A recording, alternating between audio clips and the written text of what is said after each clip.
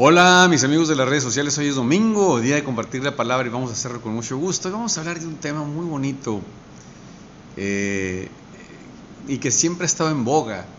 Está en el Evangelio de San Mateo, capítulo 19, versículo...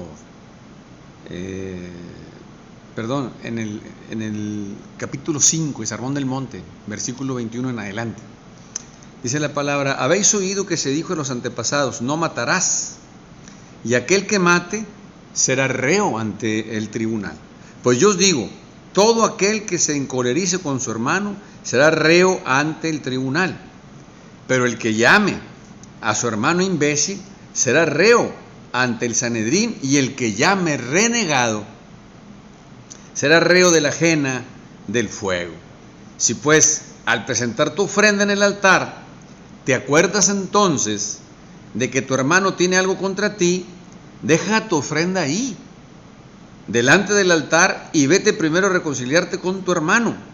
Luego vuelves y presentas tu ofrenda. Ponte enseguida a buenas con tu adversario mientras vas con él por el camino. No sea que tu adversario te entregue al juez y el juez a la guardia y te metan a la cárcel. Yo te aseguro, no saldrás de ahí hasta que no hayas pagado el último céntimo. Así dice la palabra. Aquí el Maestro Jesús le va subiendo, ¿verdad? Le va subiendo de tono. Dice: si tú te enemistas, te encolerizas con tu hermano, entonces serás condenado.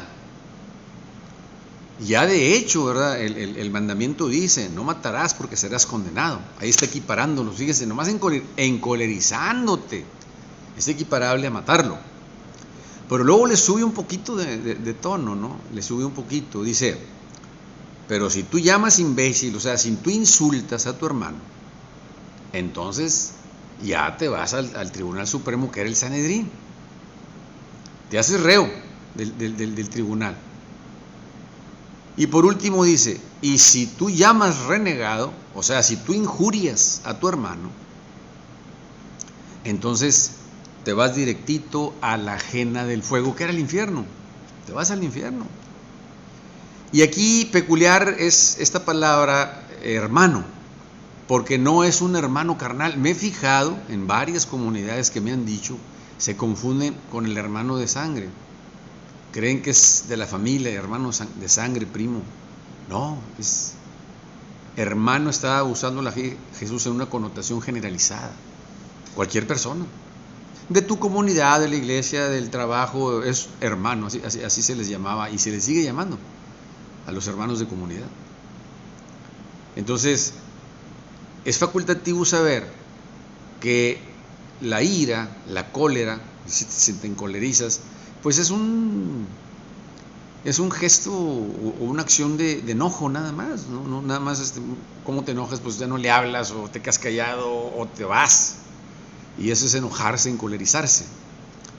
Pero luego habemos otros que insultamos. Ya cuando tú lo insultes, idiota, estúpido, imbécil, ya estás subiéndole de tono a la agresión. Y si lo injurias, aquí es bien importante saber lo que una injuria es. La injuria es una acción contra el honor de la persona. El llamarlo desgraciado, huevón, drogadicto, alcohólico, esa es una injuria. Que luego, inmediatamente después se convierte en calumnia cuando tú lo acusas falsamente. Le imputas a tu hermano esa acusación. Tú te estás robando las limonas del templo, aunque sea falso. Fíjense, ya te está calumniando, te está levantando un falso. O tú andas con la mujer de mi cuñado. Ah, caray, son imputaciones graves que van contra el honor, por supuesto, y falseadas.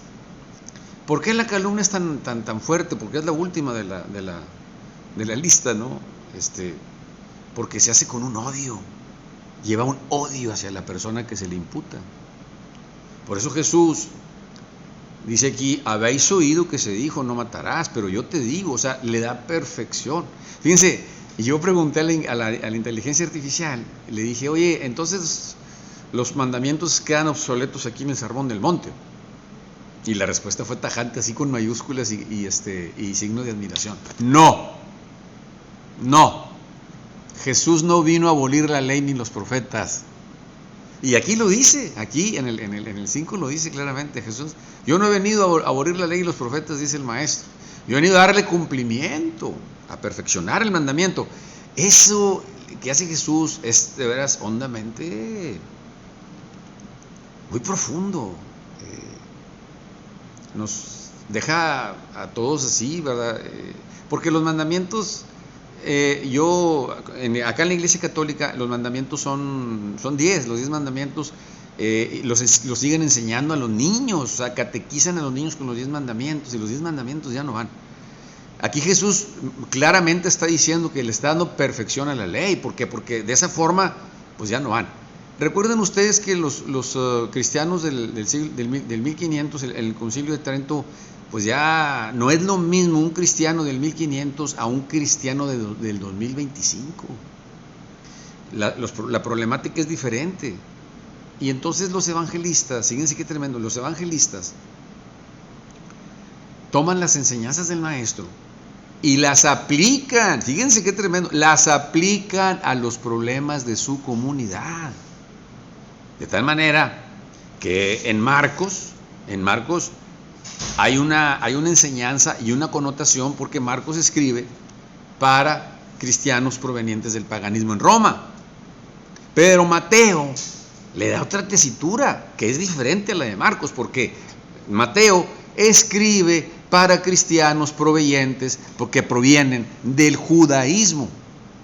No por eso en vano hay 41 citas bíblicas aquí en el Evangelio de San Mateo del Antiguo Testamento. Están implícitas porque el judío, acuérdense que ellos son terribles y tremendos, y si no contenía literatura del Antiguo Testamento no era palabra de Dios. Entonces Mateo tuvo que acoplar por ejemplo, ahí en Mateo 19, es lícito, maestro, repudiar a la mujer por cualquier cosa, por cualquier pretexto. Fíjense qué tremendo. Y al día de hoy, los cristianos del siglo XXI nos vamos con esa retórica de que en un principio, dice el maestro, no era así. En un principio no era así.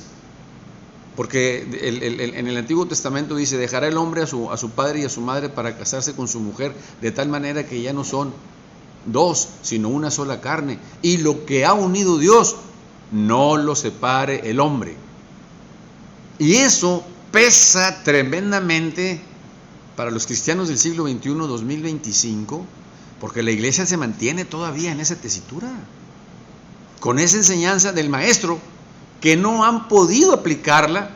Fíjense, así como los evangelistas 60, 70, 80 y 100 años después la aplican para sus comunidades con diferentes respuestas acorde a la necesidad de la comunidad, así con diferentes tesituras. Y acá nosotros los cristianos del siglo XXI no, nos vamos con la de Jesús.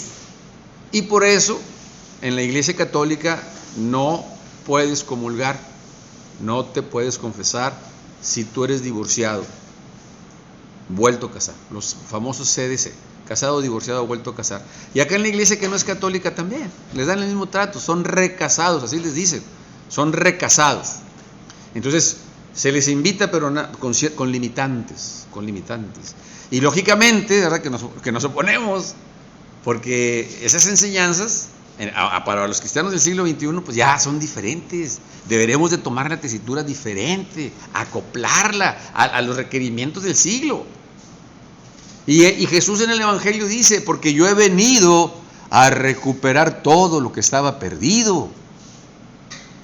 Y acá en Lucas dice, no son los sanos los que necesitan médico, son los enfermos. Entonces estos dos versículos abonan, ¿verdad?, en que por qué se les da ese trato a los divorciados, vueltos a casar. Porque hay divorciados que están en unión así, ellos son fornicarios, están en fornicación. Pero los que se separan, se divorcian y se vuelven a casar, ellos están en la condición de recasados o de casados, divorciados, vueltos a casar, y en las dos cosas se les trata con limitantes. Entonces, por eso instamos, ¿verdad?, a que urge un nuevo concilio dogmático para acoplar todas estas enseñanzas, ¿verdad?, y tomar nuevas, porque esto en serio ya no va. Es bien importante tener esto, ¿verdad?, concienzudamente, porque luego después, creo que es lo más importante que dice Jesús. Si tú al presentar tu diezmo, o al presentar tu limosna, o al presentar tu ofrenda, tu apoyo a la iglesia, te curas en salud, porque sabes que tienes el problema en tu casa, o sabes que tienes el problema con tu compañero de trabajo, o sabes que tienes el problema en tu barrio, en tu colonia, en la cuadra donde vives con el vecino, y crees que porque diezmas, o porque das tu apoyo, das tu limosna, o apoyas a la iglesia con dinero, pues te estás curando en salud. Y no, ¿verdad? Dice Jesús, deja tu diezmo, deja tu ofrenda ahí, ¿verdad?, y primero ve y reconcíliate con tu hermano. Por supuesto que para los cristianos del siglo XXI, pues nosotros como cristianos católicos, no judíos, ¿verdad?, nosotros somos cristianos católicos, no observamos la religión judía, observamos la religión cristiana. Para nosotros, dice Jesús, un mandamiento nuevo les dejo: que se amen los unos a los otros como yo los he amado.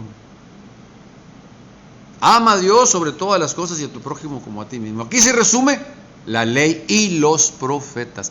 La ley y los profetas en un mandamiento. Hasta aquí la enseñanza, nos vemos la semana que entra.